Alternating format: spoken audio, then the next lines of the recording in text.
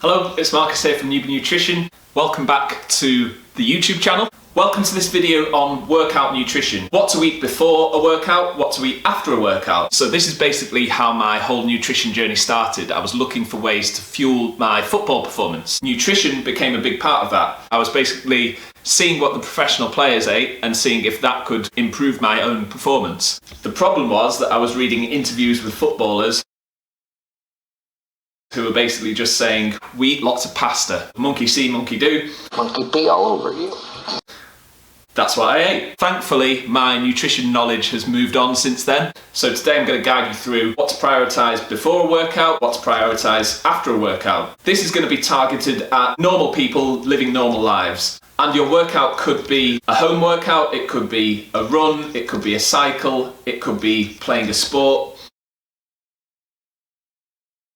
Okay, so here we have the nutritional pyramid of priority for sports performance. So you can see here that we've got calories at the bottom, meaning that they're the most important factor. So quite often calories are missed out of the conversation when it comes to nutrition for performance. Quite often people want to talk about macronutrients. They want to speak about protein for recovery, for example, or carbohydrates for fuel. And those things are important, but they need to fit in to people's overall energy requirements. Now, obviously, we know that too much energy in means that people put on body fat. Too little energy in, particularly in the context of sports performance, can obviously have a negative impact on a person's performance in their given sport or in their given activity.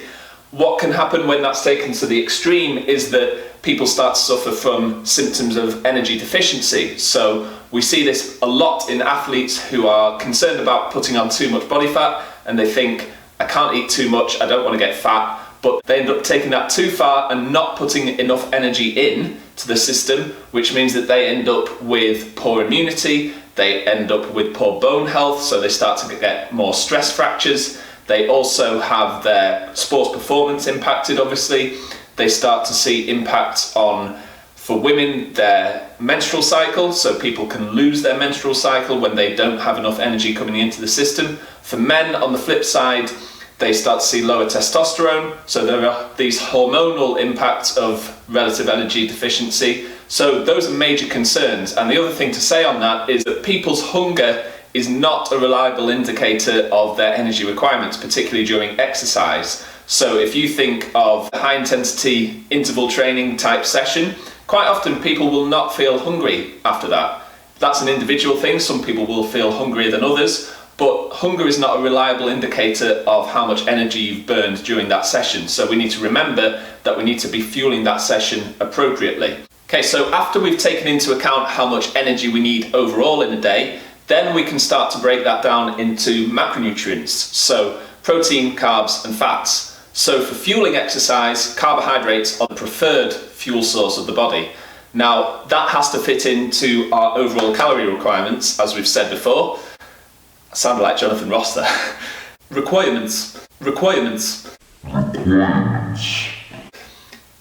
That has to fit into our overall calorie requirements. So it's important to remember that carbohydrates have 4 calories per gram, as does protein. Protein has 4 calories per gram. Fat has 9 calories per gram. So the conversation about carbohydrates comes down to how much carbohydrate we should be eating and when we should be eating that carbohydrate.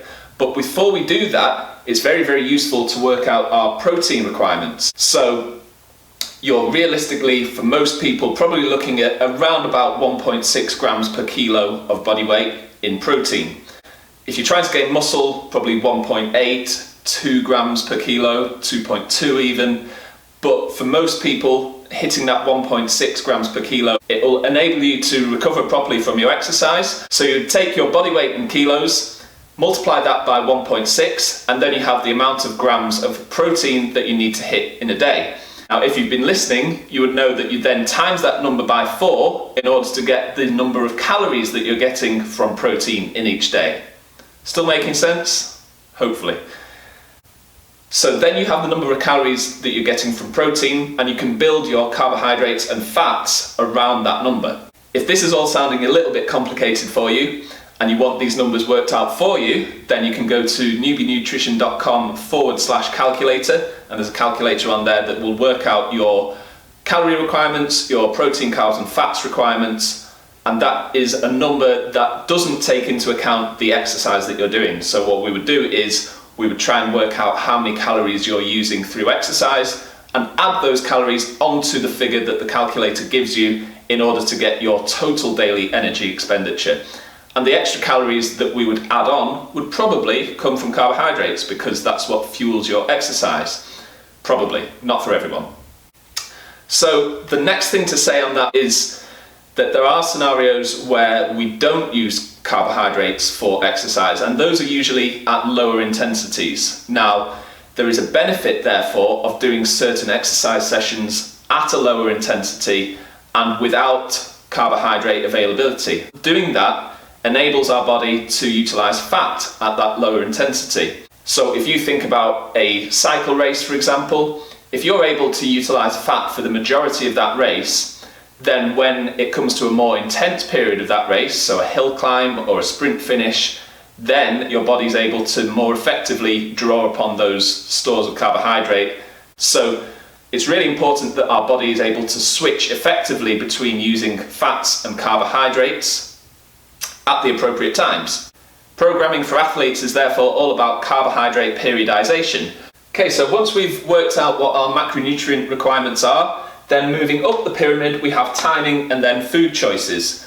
Now these would probably be the other way around if this was a weight loss pyramid, but that's for another video. I'll leave you to think about why that might be. So food choices for sports performance are less important than timing. That's because where your carbohydrate or protein or fat comes from is less important than the amount of it and the timing of it. So in the next section, we're going to talk about pre-workout and post-workout. So the first thing I want to talk about is caffeine. So caffeine has been proven to improve performance in exercise, regardless of whether that's endurance exercise, resistance exercise, playing a sport. Some of the ergogenic doses, which means performance enhancing, so the dose that they use to achieve the performance enhancing effect, some of those doses in the research are pretty high. So we're talking about between 3 and 6 milligrams per kilo of body weight of caffeine. So to put that into context, a 500 ml can of Monster, for example, has about 160 milligrams of caffeine. So say you're 80 kilos, that would be 2 milligrams per kilo of body weight of caffeine. So you can see that between 3 and 6 milligrams per kilo would be a lot. So smaller doses, luckily, are also effective. So for me, I just like to have a coffee before I work out. And the way that I make the coffee is like this.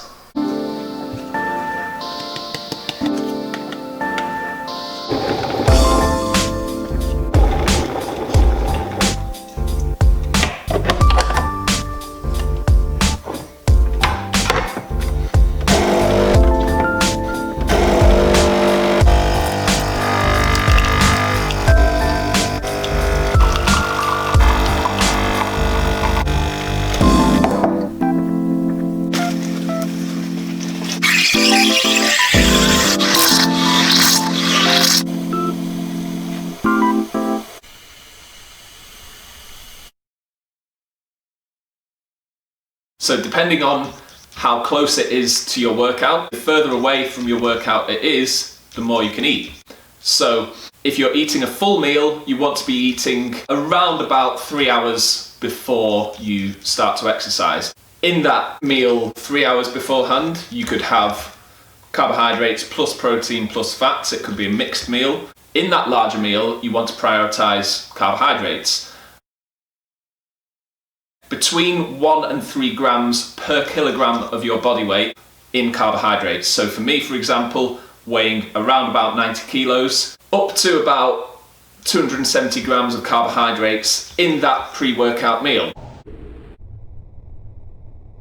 Now that is a lot, and you need to bear in mind that this needs to fit into your overall energy intake for the day, and your overall energy balance will always still be the most important factor. The closer it gets to the exercise, the less you can eat, just because of digestion. These are like my go-to options in terms of a snack before workout. So we've got some slices of saurine. This is actually the snide Aldi version, or a banana. These are just basically high carbohydrate, low fat, easy to digest before you work out, fuel you through the workout, and they taste good. So what more can you ask for? Saurine especially is like the god's food. Today I'm just having a banana because I want to work out quite soon. Simple.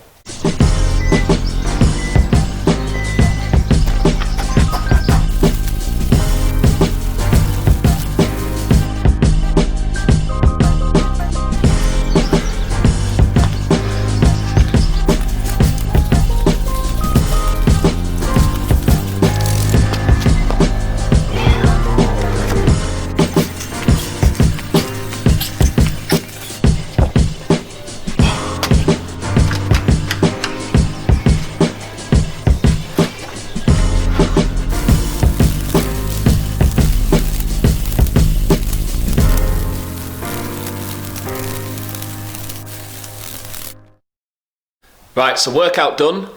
After your workout, your priority should be protein. So to maximise your muscles' ability to rebuild after that exercise, you want to be getting around about 0.4 grams per kilogram of body weight in protein. If it's whey protein, you can afford to have 0.3 grams per kilogram. But if it's a mixed meal, so chicken, fish, other sources of protein, you want to be getting around about 0.4 grams per kilogram of protein after your workout. So let's show you what that might look like. So for someone like me, I weigh about 90 kilos. I know that I need to be getting about 36 grams of protein in my post-workout meal. Am I actually 90 kilos? I should probably weigh myself. I was 90 kilos 3 months ago. The amount of oats that we use is some oats, that'll do, maybe a bit more, looks about right, no measuring cup or anything, just going by feel, but from experience, when I used to be really anal about this stuff, used to measure all my food, I think it's about 50 grams of oats, roughly. What I'll also do is add some granola. So we've got Aldi's Finest. It's actually not Aldi's Finest. Aldi had sold out of their Finest due to like COVID lockdown mental people. Chuck in a bit of that as well. It's pretty hard to do one-handed actually. So next stage is protein. I'm going to put this down to do this because it could go everywhere. I use 2 scoops. There's 1. There's 2. We'll speed this bit up. Creatine monohydrate, 5 grams. Ergogenic dose of creatine monohydrate is about 5 grams. This little scooper is only 3 grams, hence the heaped tablespoon. Tablespoon? Heaped scooper. Mix that all together.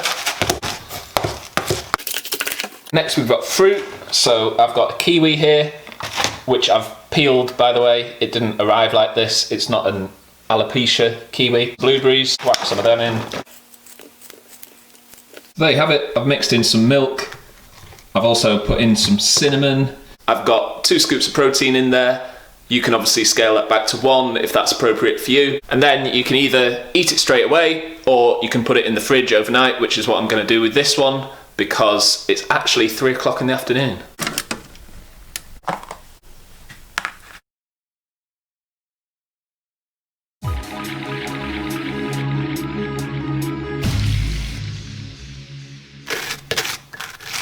Because I've been filming, it's absolutely ruined my runny yolks. Eggs, smoked salmon, bag of spinach. Decent. Hashtag influencer. So realistically, both of those foods could be used either pre-workout, so around about 3 hours before you work out because they're quite a good carbohydrate source, or after the workout. Both of those have about 50 grams of protein in, so both of those would be a really good option as a post-workout meal as well. Obviously, like I said before, you can scale those down. You don't have to use as much food.